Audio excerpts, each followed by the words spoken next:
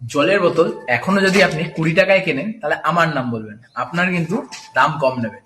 এবার আপনি বলবেন যে আমার নামের মধ্যে কি আছে যে জলের বোতলের দাম কম নেবে। আসলে সেরকম কিছুই না। আপনি কি জানেন জিএসটি যখন থেকে লেগেছে তারপরের থেকে জিএসটি রেট কাটার পরে এই 20 টাকার জলের বোতলটা 18 টাকা দাম হয়ে গেছে।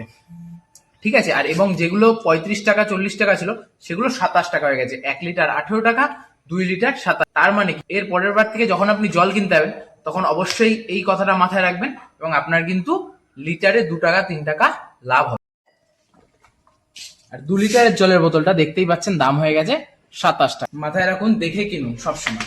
আর যদি কেউ আপনাকে এই দামে দিতে না চায়, মাথায় রাখবেন ম্যাক্সিমাম রিটেল প্রাইসের উপরে কখনো দাম নেওয়া যায় না। আর যদি কেউ তা দিতে না চায় আপনি 1915 এই নাম্বারে কল করে কনজিউমার রিপোর্ট করতে পারবেন। তাতে দোকানদারের প্রচুর অসুবিধা হবে এবং আপনার লাভ হবে। ধন্যবাদ।